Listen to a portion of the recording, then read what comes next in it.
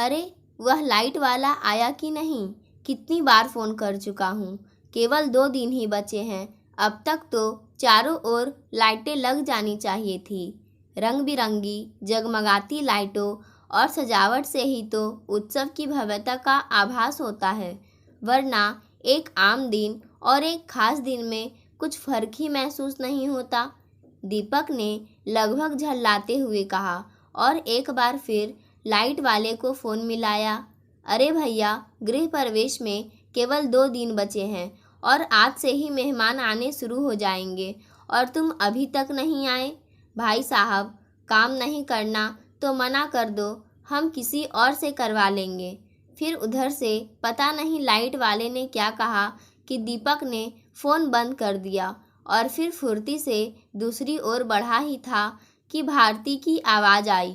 सुनो, ज़रा ड्राइवर को बुला देना, मुझे पार्लर जाना है, फेशियल करवा लूँगी। 2 दिनों बाद फंक्शन है, सो चेहरे पर थोड़ा ग्लो आ जाएगा। अरे भाई, आ जाएगा ड्राइवर और फिर ग्लो भी आ जाएगा, पर पहले मुझे एक बात बता दो कि घर में या बाहर कोई भी छोटा मोटा फंक्शन हो, तुम महिलाएं सबसे पहले ब्यूटी पार्लर की ही ओर क्यों भागती हो? अजी, मकान का गृह प्रवेश है, सब लोग तुम्हें नहीं मकान को देखेंगे। बस यही बात तो तुम मर्द आज तक समझ नहीं पाए। मकान अपनी जगह है और मकान मालकिन अपनी जगह। सब मकान के साथ साथ मुझे भी तो देखेंगे, खासकर तुम्हारे मित्र। भारती ने चुटकी ली तो दीपक खिसिया गया। अरे याद आया, बुटीक वाली को भी तो फ़ोन करना है। मेरा ब्लाउज़ तैयार किया या नहीं? यह तो शुक्र है कि साड़ी तैयार हो गई। भारती बड़बड़ाई और बुटीक वाली को फ़ोन करने में व्यस्त हो गई। अभी वह फ़ोन पर बात करके हटी ही थी कि दीपक फिर उसके पास आया। सुनो, श्रेया का फ़ोन आया था। कल दोपहर 3 बजे वाली ट्रेन से आ रही है। साथ में कुंवर साहब तथा दोनों बच्चे भी हैं। श्रेया दीपक की बहन थी। अच्छी बात है, मैंने वह बड़ा वाला कमरा साफ करवा दिया था। श्रेया दीदी को वही कमरा दे देंगे, काफ़ी बड़ा है, चारों आराम से रह जाएंगे, भारती ने कहा। भारती की बात सुनकर दीपक बोला, अभी तो एसी रूम ही खाली पड़े हैं, मेरे ख्याल से तो वही रूम देना ही ठीक रहेगा। अरे उन्हें कहाँ आदत है एसी में सोने की, और बहुत से रिश्तेदार आएंगे जो एसी के बिना नहीं सो सकते, उनके लिए रखो, भारती ने कहा। ठीक है, जैसा तुम मुनासिब समझो। मैं फ़ोन करके पता कर लूँगा कि ट्रेन कितने बजे पहुँचेगी, फिर हम उसी मुताबिक उन्हें लाने के लिए गाड़ी भेज देंगे, दीपक ने कहा। फिर वही बात, अरे भाई, गाड़ी भेजने की कहाँ ज़रूरत है?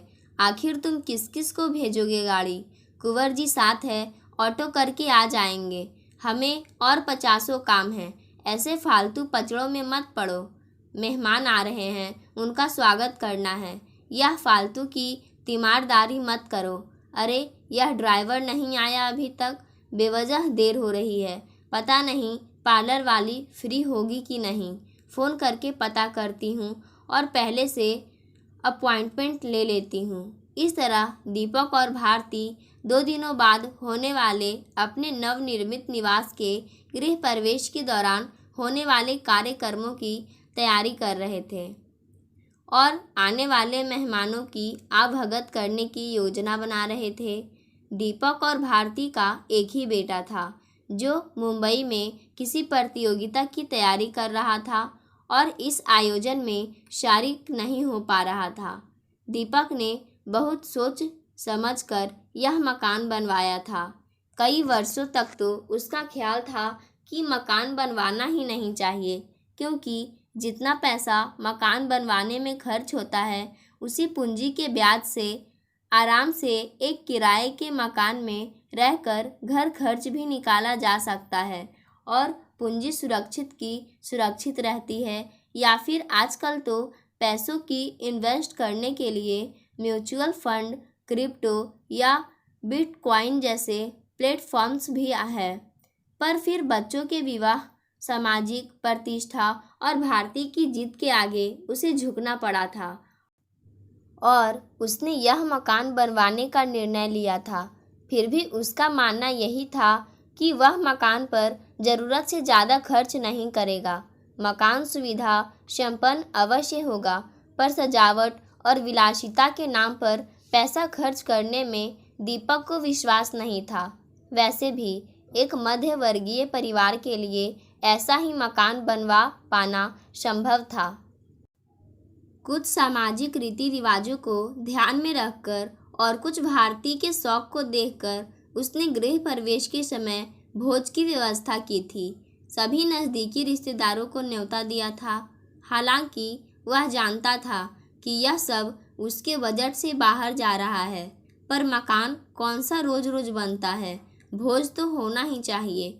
मकान बनाते समय इतने जीव जंतुओं की हत्या होती है तथा बहुत से पेड़ पौधों को भी काटा जाता है, इसलिए इन सब के दोष निवारण हेतु हवन, पूजा पाठ तथा इसी धरती पर बैठकर ब्रह्म भोज तो बहुत जरूरी है। ये सभी बातें सुनते सुनते ही उसने ये सब करने की सोची और इस कार्यक्रम की रूपरेखा तैयार हो गई थी, वरना वह तो इन सब ढकोसलों और फजूल खर्ची में विश्वास नहीं रखता था।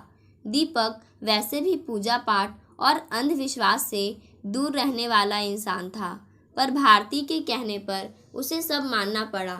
भैया श्रेया ने आते ही दीपक को गले से लगा लिया और दीपक के भांजे भांजी पूजा और प्रतीक ने शर्मा कर अपने मामा के पैर छुए। तब दीपक ने कहा, चलिए कुंवर साहब, अंदर चलिए, थोड़ा जलपान कर लीजिए। आप सफ़र से आए हैं, थोड़ा आराम कीजिए, फिर मैं आपको तसल्ली से पूरा मकान दिखाऊंगा। अरे भैया, हमें कोई आराम वराम की ज़रूरत नहीं है, हम तो सबसे पहले मकान देखेंगे, इसी के लिए तो इतनी दूर से आए हैं।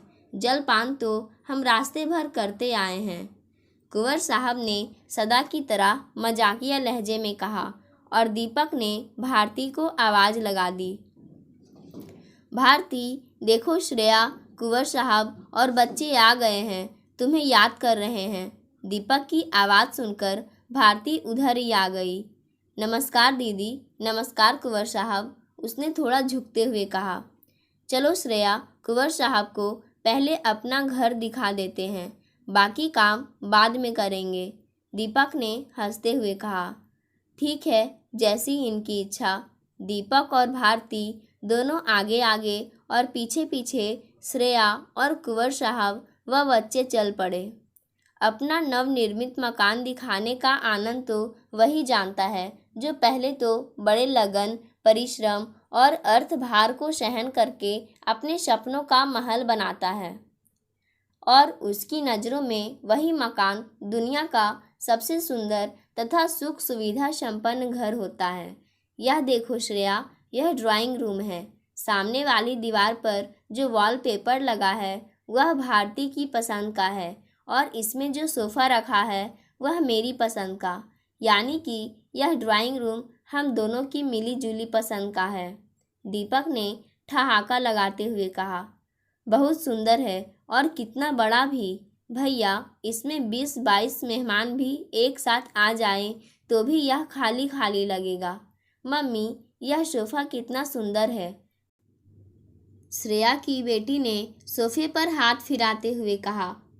और कितना सॉफ्ट भी, कहकर उस पर बैठकर उछलने लगी। नहीं बेटा, ऐसे नहीं उछलते, खराब हो जाएगा, कहकर श्रेया ने झट से उसे हाथ पकड़कर उठा दिया और वह बच्ची सकुचाई सी एक ओर खड़ी हो गई, मानो उसने कितना बड़ा अपराध कर दिया हो। यह देखो, यह रसोई है, इसकी टाइल्स देखो कितनी सुंदर है। हाँ भैया, बहुत सुंदर है। एक कपड़ा घुमाया और सब साफ। फिर अपने पति की ओर मुंह करके बोली, सुनो जी, जब हम घर बनवाएंगे तो हम भी ऐसे ही टाइल्स लगवाएंगे अपनी रसोई में। देखिए ना, ये दरवाजे कितनी सुंदर है और कितनी आरामदायक भी। श्रेया ने एक दराज को खोलते हुए कहा। कितना भी सामान रख लो इनके अंदर, बाहर कुछ दिखाई नहीं देता। रसोई हमेशा साफ सुथरी लगती है।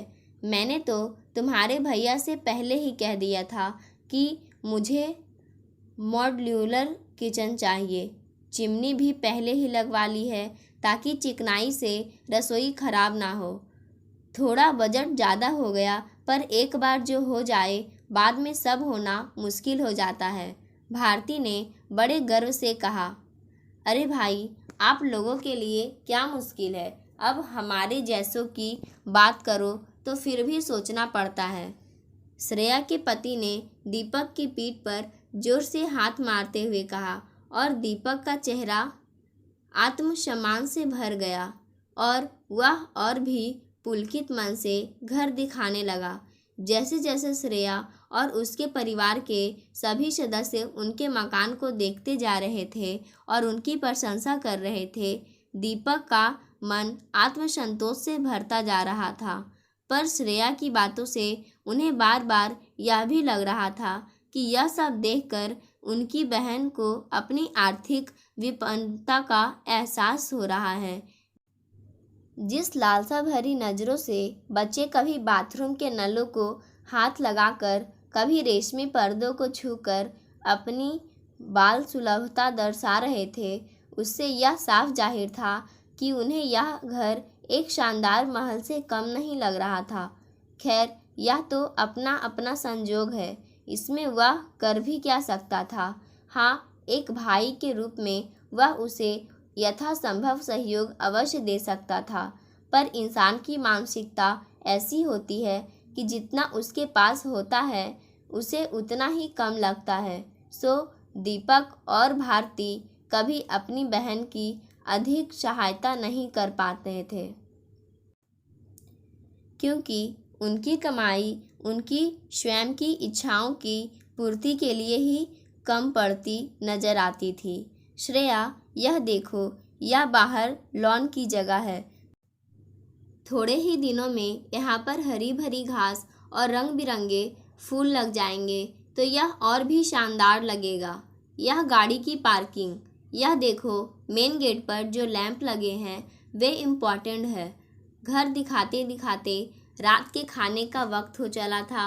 अब सभी के पेट में चूहे कूदने लगे थे और थकान भी महसूस होने लगी थी, इसलिए मकान देखने दिखाने के सिलसिले को वहीं विराम देकर सभी दूसरे कामों में व्यस्त हो गए। अरे दीपक, तूने मुझे लिवाने के लिए यह खटारा सी गाड़ी क्यों भेज दी? इसका एसी तो शायद काम ही नहीं करता। प्रभा दीदी ने घर में घुसते ही दीपक को उलाहना दिया। प्रभा दीपक की बड़ी बहन थी। उसका विवाह एक अति संपन्न घराने में हुआ था, सो मायके में उसकी तूती बोलती थी। प्रभा की बात सुनते ही दीपक सकपका गया और उसे अपनी 1 वर्ष पूर्व खरीदी गई गाड़ी सचमुच खटारा लगने लगी। पर फिर भी हिम्मत करके वह बोला, नहीं दीदी, ऐसी तो ठीक ही काम करता है।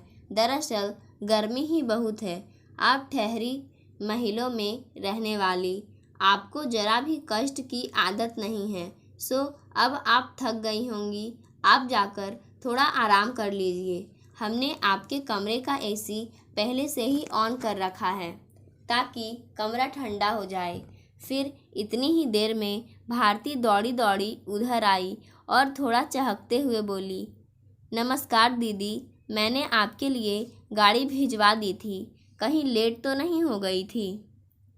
प्रभा ने भारती की बात का कोई उत्तर नहीं दिया, बस रहस्यमयी तरीके से मुस्कुरा दी और बोली, अब तू मुझे मेरा कमरा दिखा, मैं यह कपड़े बदलूंगी। बाप रे, इस प्योर शिफॉन की साड़ी में भी कितनी गर्मी लग रही है। ना जाने लोग सस्ते सिंथेटिक कपड़े कैसे पहनते हैं। हाँ, मेरे नहाने के पानी में बर्फ़ भी डलवा देना। सूरज निकल आया है, टंकी का पानी गर्म हो गया होगा।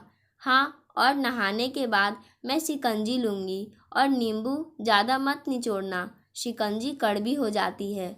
चीनी कम डालना, शुगर फ्री हो तो वह ठीक रहेगी। ठीक है दीदी, आप चलिए, सब इंतज़ाम आपके मुताबिक हो जाएगा। कहकर भारती एक आज्ञाकारी भाभी की तरह चुपचाप दीदी के पीछे पीछे चल दी, मानो घर उसका नहीं प्रभा दीदी का हो। प्रभा दीदी को नहाने धोने, तैयार होने और फिर जल पान करने में तकरीबन 2 घंटे लग गए।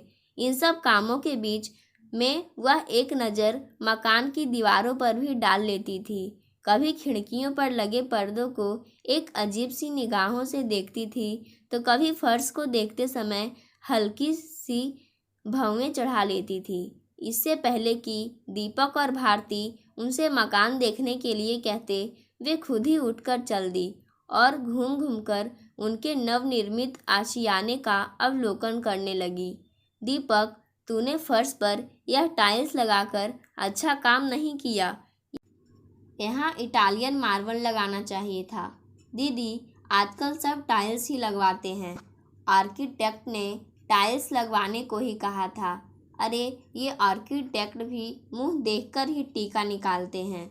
तूने ही उसके आगे अपने बजट का रोना रोया होगा। बेचारे ने सस्ते में निपटा दिया, और क्या करता, मकान की मठ ही मार दी टाइल्स लगवाकर। और यह देख, बाथरूम में नल भी पुराने फैशन के लगवाए हैं। आजकल ऐसे नल कौन लगवाता है? और यह बेसिन काउंटर क्यों नहीं बनवाए? शॉवर भी छोटा है। कहते कहते दीदी रसोई की ओर बढ़ गई। बाप रे, नीले रंग की टाइल्स! भला किचन में भी कोई नीले रंग की टाइल्स लगवाता है? सफ़ेद या क्रीम की ही ठीक रहती है। और मुझे तो यह लोकल ब्रांड में लग रही है। देखना, कुछ ही दिनों में इनकी चमक खत्म हो जाएगी। बोलते बोलते दीदी की नज़र अचानक पंखों पर पड़ी, पर उन्हें देखकर वे कुछ नहीं बोली। आगे आगे, दीदी पीछे पीछे दीपक और भारती एक अपराधी की तरह चल रहे थे, मानो उन्होंने ऐसा घटिया मकान बनवाकर कोई बड़ा अपराध किया हो। कल तक तो जो श्रेया और उसके पति के मुंह से की गई प्रशंसा सुन सुनकर वो दोनों फूले नहीं समा रहे थे, आज प्रभा दीदी की बातें सुन सुनकर वे शर्म से पानी पानी हो रहे थे। उनके मन में हीन भावना घर करती जा रही थी। उन्हें ऐसा लग रहा था कि दीदी की पारखी नज़रें मकान में लगी हर वस्तु को भेद रही है, और ना जाने वे किस चीज़ में क्या नुक्स निकाल दे। सो उनके कान प्रतिक्षण ऐसी किसी अप्रिय बातें के लिए कमर कसकर बैठे थे। खैर, ओखली में सिर दिया तो मुसलों से क्या डरना। उन्होंने स्वयं ही बड़े चाव से प्रभा दीदी को यहाँ आने को न्योता दिया था, जबकि वे अच्छी तरह जानते थे कि उनके यहाँ आने पर ऐसा ही होने वाला था। अब दीपक और भारती को मकान दिखाने में अधिक रुचि नहीं थी, सो भारती बोली, दीदी, आपके लिए नाश्ता लगवा दिया है, नाश्ता कर लीजिए। मकान तो आपने करीब करीब सारा ही देख लिया है। बस इतना सा ही मकान बनवाया है। मकान है कि खिलौना? 2 कदम चले ही नहीं कि ख़त्म हो गया। अरे भाई, जब हम आएंगे तो कहाँ ठहराओगे? मुझे तो नहीं लगता इस छोटे से घर में कोई हमारे ठहराने के लिए भी कमरा है। दीदी, आप आइए तो सही, सारा घर आपका ही है। दीपक ने हंसकर बात टालते हुए कहा और हाथ पकड़कर प्रभा दीदी को नाश्ता करने ले गया।